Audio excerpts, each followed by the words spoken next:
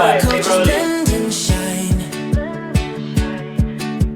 From entrepreneurs to voices on the line. Arizona is more than a place. It's a collection of stories. Stories of people, cultures, and communities that come together in ways both seen and unseen. I'm Ryan Winkle, and this is Arizona Mosaic. Arizona is more than a place on the map. For many of us, it's not just where we live, it's where we begin again. Where dreams are rebuilt, where identities evolve, where communities are formed not by borders, but by stories. The Arizona Mosaic is about those stories, the voices of the people who choose Arizona not just as a destination, but as a home. In this pilot episode, we listen to individuals who come from different backgrounds, professions, and paths, but share one common truth. They chose Arizona to build their future. First of all, community is my face. So building community is building family. And building a healthy community impacts my family. And so, being a state representative is doing, not just saying. And so being able to share the experiences that I have, and more importantly, represent what my community's concerns and fears, issues, ideas are. And that's important because that stimulates the economy, our business, and everything else. And so sharing our community's concerns and issues and elevating businesses that are successful and models, that's the best that you can do. And so also being on the national side, reminding those that the base is community. And so it's important to me and my family, and being a legislator with 2 young girls and showing them that, everything and how to get engaged in community is extraordinarily important for me. For Janelle Cavaro, Arizona isn't just where she lives, it's where her purpose became clear. First, being the first PMAA elected in Arizona is an honor. And being able to share my culture, my history, is also a very tremendous responsibility and honor, both for my family, my community. But I think that being a Phil-Am in Arizona is also unique because we're able to not just, share our culture, but see the blend. In Arizona, what's so unique is we've been here, there's this misnomer that there are not brown people in Arizona, which is untrue. We've been here for a very long time. People think it's cactuses. I've Right. heard that many times. Cactuses, Isn't it just cactuses and yes. horses and cowboys? Exactly. And it's super funny because that's not the case. We've been here from you'll hear about Chinese chorizo to Blasians, and all that has been embedded in Arizona. And being a Filipino American, it's surprising because we've had businesses here, we've had communities built here. You have a population that's over 55. And so, helping seniors in care, that's part of our culture. Right. And so, being a business person, but also someone who's a Filipino American and blending all the things that we love so much, Arizona is a hotbed for that. So it's super unique in that sense. And, it's so funny. People are like, Arizona didn't make this, but more importantly, what I tell everybody is we're 120 degrees proven. We operate at 120 degrees. We hit doors when it's 120 degrees. We do everything you could possibly do in the heat and more. And it just shows the passion for our state. Her story reflects what Arizona offers, not just opportunity, but belonging.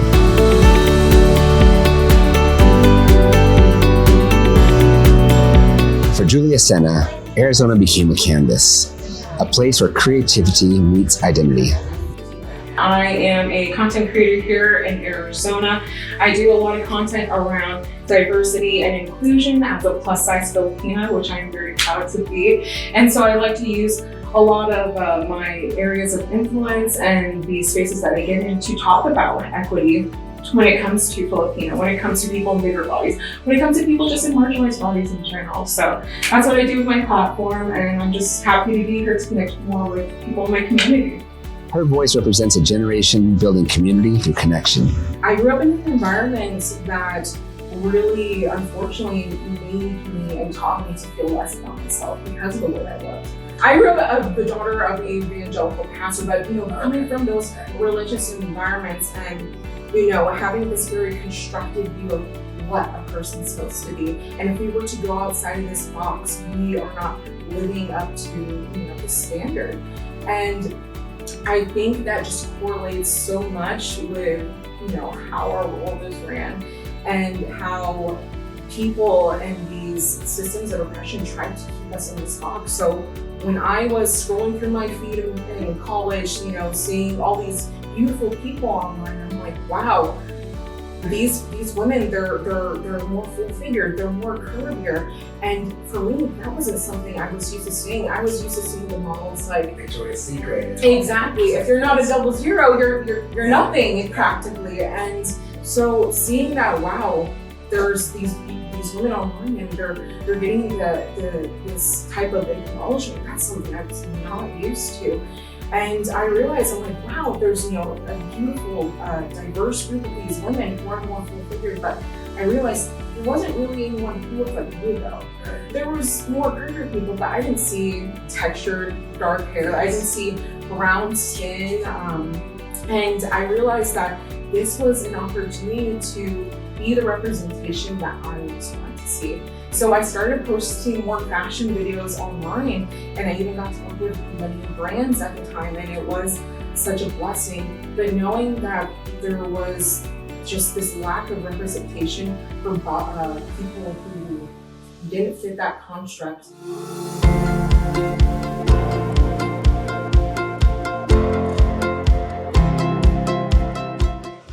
For Erica Varela, Arizona wasn't just a business decision, it was a leap of faith. My family, my dad and my mom, and they've always been entrepreneurs. They've always told us that in order for us to be successful, we needed to get an education and to start our own business. My father and my mother, they never wanted us to work for anybody, so they always told us that if we wanted to be free, we needed to have our own business. And that was my initiation with entrepreneurship with my dad. My dad owned many businesses. He moved around a lot, but he had a great life and he always made things happen. So. And he also essentially inspired you, your brother, your sisters. All of you are in some kind of building or construction or trade right now. That is true, yes. Right. Her journey is a story of courage and community and trust. For Flor Magbanwa, Arizona offered something deeper than success.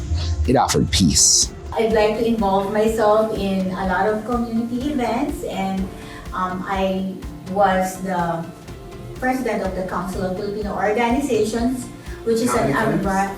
Once. You're always there. You've been there forever. Right. I've been volunteering since I moved here in the United States in 1995, and with the Council of Filipino Organization, it's like an umbrella organizations wherein we have 35 plus Filipino American organizations underneath us, and I get to serve. I get to serve as the president of the council last year. Yeah, and that was actually one of the best events I've actually ever been to. Oh, thank you so much. And besides that, I am a nurse entrepreneur, so hence the word nursepreneur, rather than entrepreneurs, because I always want to put nursing first before my business side. So nursepreneur. Sometimes home is not about where you're from, but where you finally feel whole.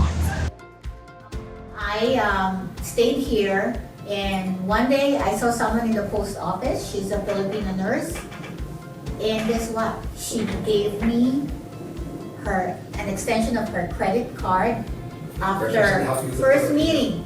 Yes, this is what we call bayanihan spirit, right? So, and she's not a relative. She was like a stranger, a Filipino stranger who helped me get my life, get started here in Arizona. Gave me an extension, credit card. Would you do that, Ryan? Who knows, sometimes. And I don't know what I did. That's why my credit's so bad. I lend it all the time. Here. And it's like, what is it? I don't even know about credit cards or whatever. Anyway, she said, this will help you get started.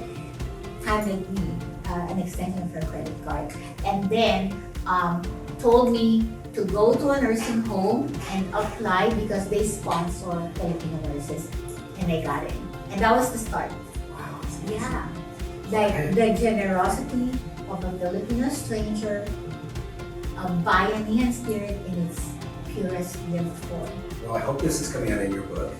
That actually is my intro.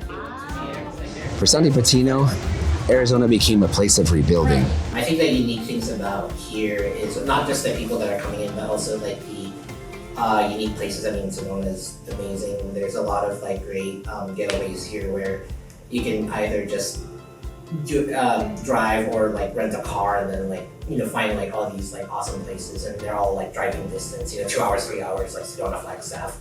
So I think that's what makes Arizona so unique. For Mark Balin, Arizona represents possibility. I'm local here. I'm a global ambassador for the Universal Peace Federation. I'm a 2-time Congressional Award winner, and I'm also a 3-time international bestseller. I'm married, 20 years. My wife's a nurse here in Phoenix, 2 hospitals. My kids graduated from U of A and are very successful. I'm about to be a grandpa in March. For David Baxter, Arizona is about impact. This is all about trying to find a way to end poverty in the United States. I struggled through poverty a lot in my youth. I had to teach myself web development, build my own career, get into it, lie my way into my own career because I couldn't afford college. That's a great statement, lie my way into my own career. That's awesome. But nobody should have to do that. That's not fair. We should be able to excel just based on merit. Different stories, different journeys, and different backgrounds, but one shared belief that Arizona is a place where communities rise together, where identity is not erased but respected, where opportunity is not limited but shared. For our community, it's very important to actually go back to your roots of being a Filipino, and it's not because you want to be with your people. Well, that's one thing also, but the good thing is there's a thing, say in Philippines, we have this culture, it's called the Bayanihan. Okay? And even here in Arizona, we practice that. And that's the culture that I hold close to my heart, because the reason there's so many members, or there's so many group of Filipinos here with different kinds of community, Filipino community, but it's actually only one Filipino community in Arizona. It's because of that. Yes, we have the same values when it comes to helping each other, especially when there's crisis involved. Right. And that's where our culture, the Filipino culture, come out. Right. The value of our being helpful to each other. And that's very important to be in a group or to be in the Filipino community, in that way you can help others. Yeah. And maybe if you need help too, you can get some help from the group. Because if they don't know you, if nobody know you, you cannot get some help if you need it to. And if I'm sure you can also help people if you were part of the group. Here again in Arizona, I just wanted to mention, it's just amazing to see our leadership here. Like a lot of organizations are led by strong Pinoy, like strong Filipinos. Look at our Conjun.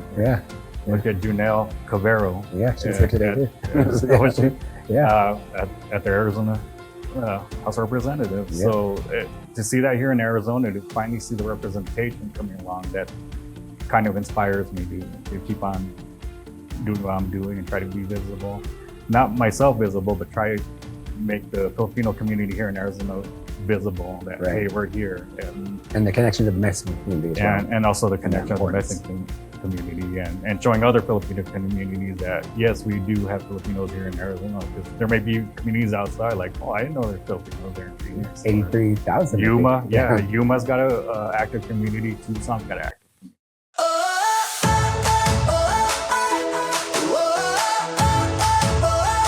The stories that you've seen today are just a few pieces of a much larger picture. Arizona Mosaic is about connection, about listening, about learning, and about recognizing that while our stories may begin in different places, they often lead to the same home. Thank you for being part of our journey. This is Arizona Mosaic.